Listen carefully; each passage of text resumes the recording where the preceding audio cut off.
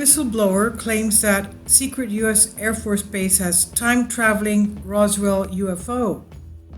A whistleblower claiming to have worked inside the mysterious Area 51 U.S. Air Force base has extraordinarily said the Nevada facility does house UFOs recovered from visiting extraterrestrial space aliens. American Robert Miller recorded a sensational YouTube clip which he said he made to clear his conscience, quote-unquote, as he's getting older. In the video, seen by more than 300,000 people, he said he was a former Marine Corps pilot who was recruited to test fly a craft that had been reverse engineered from the remains of a Roswell UFO that crashed in 1947. The U.S. government did not acknowledge the existence of Area 51 until 2013, but it's now commonly accepted research is done there on new U.S. Air Force spycraft. However, conspiracy theorists are convinced if flying saucers have ever crashed on Earth, the wreckage and alien bodies have been secretly taken to storage in Area 51. One long-running claim is a UFO which allegedly crashed in the New Mexico desert near Roswell in July 1947 and is now stored in Area 51. Extraordinarily, Mr. Miller suggests a craft could reach the speed of light and even traveled through time, according to Daily Star UK reports. After explaining how he was sworn to secrecy with dire consequences if he broke this, he described the test flight and its subsequent crash. He said, "I do remember they brought me inside the craft and up to the pilot's seat. There was only room for one person in this giant craft. I looked around the cockpit and only saw a seat. No joystick, no steering wheel, no other controls. There was, however, a helmet. They told me the craft was controlled telepathically. I was told to imagine the craft starting to float off the ground, but it didn't work. Instead, I had to imagine that I was the craft, like a part of it, and I began thinking of myself floating off the ground, and I felt the vibrations." Kindly support my Patreon account. The daily posts are 5 videos daily, and they are totally different from what I have on my YouTube channel. Thank you so much for your support and that you find all my content so interesting. You'll find the Patreon account details in the description box. And here I just want to remind you of what the ancient Greeks thought of the spaceship of the Argonauts, the Argo. They're the people that were in charge of steering that ship were not just plain sailors. They were educated men. They were princes and heirs to kingdoms. And one of them, Hercules, was on that ship. And the ship told others that Hercules had to descend off the ship. Supposedly it was a flying saucer.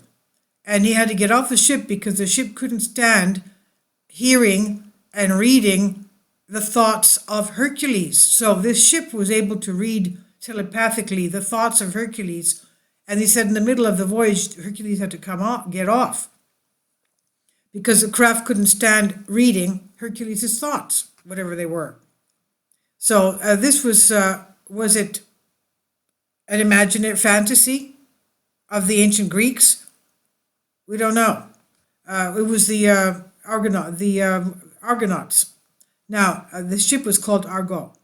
So this is something similar to what this whistleblower says was taking place with this reverse engineered craft. That it was reading the mind of the pilot telepathically. So he said, "Instead, I had to imagine that I was a craft, like part of it, and I began thinking of myself floating off the ground, and I felt the vibrations. It was then that he suggested he may have experienced time travel after blacking out during the experience. He said, I was 500 feet off the ground. Then the vibrations of the engine stopped. There was no ejection button on the craft. I was effectively helpless. The craft was plunging towards the ground and I went unconscious. The next thing I knew, I was in hospital. A man in a black suit came in and explained to me what happened. He said right before the craft hit the ground, I just went boom and disappeared. It just went boom, disappeared. Then in the middle of the night, they heard a loud crashing noise outside. The craft had crashed in the same spot. The scientists had hypothesized that the craft had time traveled. The whistleblower said he had chosen to go against his secrecy agreement in the interest of the truth. He said, if anything happens to me in the next few days, you will know why. The truth is more important than my safety right now. I wanted to get the truth out there. I have been living a lie a long, long time, he said. So he says it's about time the government came clean about UFOs, that they are time machines from the future and they are not from other planets. This is what this whistleblower says. So he thinks that they're time machines from the future and they are not from other planets, but they are us, supposedly. Another said, absolutely believe you, and you are a brave man for speaking out. You made history, and you will go down in the history books as the first known human to pilot a UFO. However, a third branded it as being fake. Robbie Combs posted, everything about this tape seems fake. He's merely reciting things he has heard other people say. Mr. Miller is not the first alleged Area 51 worker to come forward with tales of UFOs. In 1989, Bob Lazar alleged to be a mole while staggering claims about the facility. Lazar said he reverse engineered recovered crashed alien flying saucers to try to develop their anti-gravity flying systems at the mysterious base, which is guarded by armed security. He spoke of UFOs being hidden in hangars carved out of mountainsides close to the Nevada military base, which is tucked away in the desert.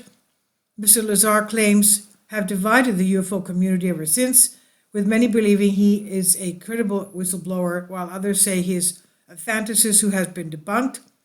Roswell has been at the heart of the UFO scene since the military sensational announcement in the press release, July 1947. It had found the remains of a crashed flying saucer in the desert nearby. Now, on the following day, though, it retracted the statement, saying it was in fact a damaged U.S. Air Force air balloon. Witnesses later came forward to say there had been alien bodies within the crashed craft, quote unquote, which along with the wreckage were then taken to Area 51. This was by John Austin, Express UK, on Bended Reality.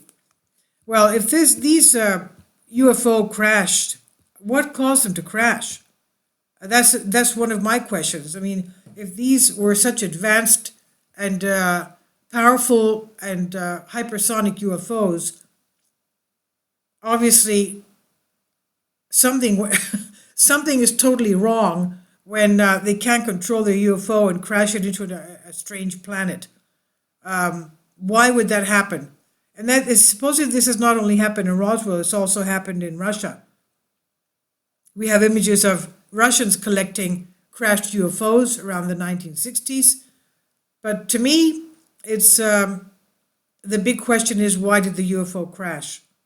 When they have all this technology as to hover above the ocean, the surface of the ocean, and make a short stop right above the ocean, as from what we said with the Tic Tac UFOs witnessed by the pilots of the U.S. Navy when they were doing drills off San Diego in 2004.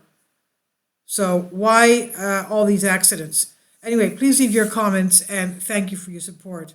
In the meantime, Bob Lazar has been found to be truthful concerning element 115 moscovium, which he talked about back then, decades ago, and was discovered in the year 2003, I think. Okay. Please leave your comments and thank you for your support. Thank you.